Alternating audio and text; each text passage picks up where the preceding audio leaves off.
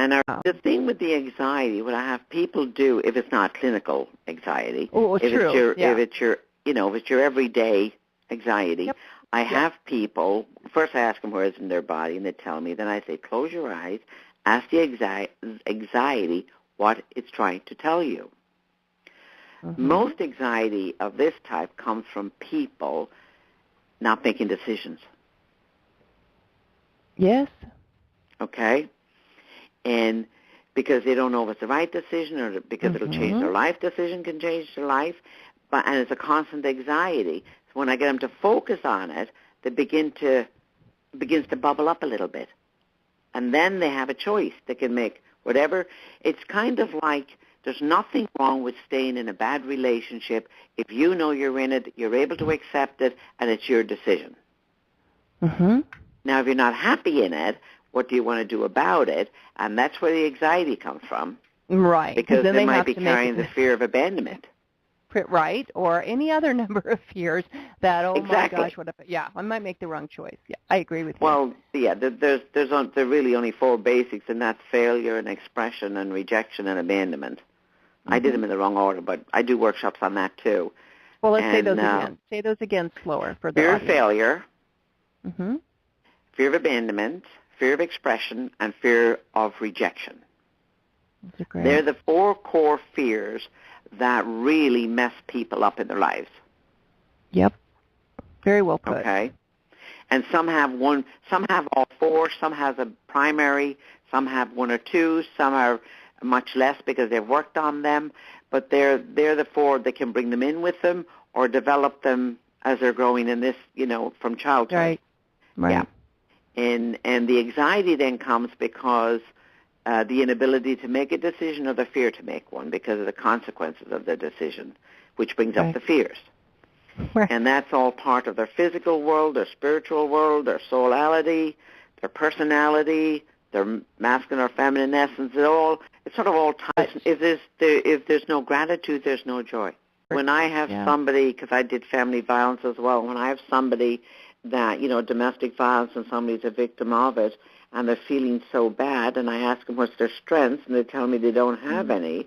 And I say, you're sitting in front of me. That's a strength right there. That's exactly right. Or just in simple stuff when somebody is talking to me about some problem, and I would just look at them and say, why do you do that to yourself? And that catches them by surprise. Because now they have to think, why do they allow that? I'm not talking about domestic violence, a whole different dynamic altogether. But I'm talking about just everyday problems. Right. Why would somebody do certain things to themselves?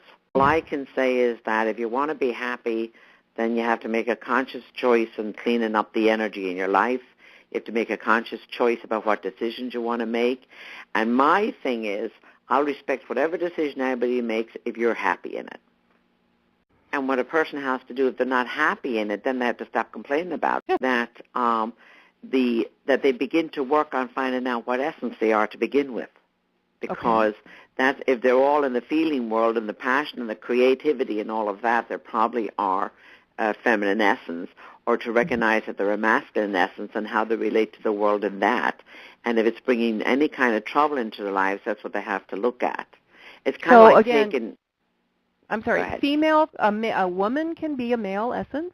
Absolutely. Just to clarify it. It has nothing to do with gender, because it's your spiritual essence, so it has absolutely nothing to do with gender. It's how you process information. Got it. Okay. And that's very, very, I think that's key to discovering what essence you are. And then everything else will follow. The other thing is, if people don't have gratitude in their life, they're never going to know joy. If they're not humble, they're going to be humiliated. If they don't have abundance, even if they have millions of dollars, they have poverty of the soul.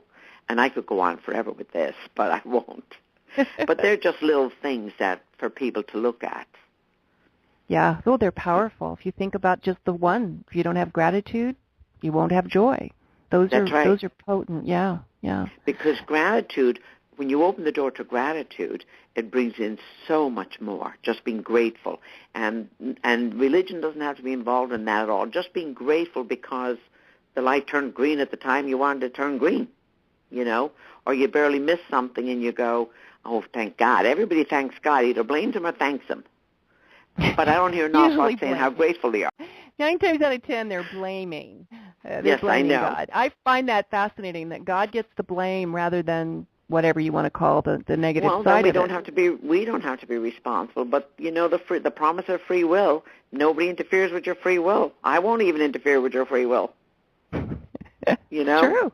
Yeah, because if you can go the high road or the low road or the hard road, whichever road you need to go to learn whatever you need to learn, and it's going to take as long as it's going to take, or you pay attention and you begin to take a look at what do I need to change in my life.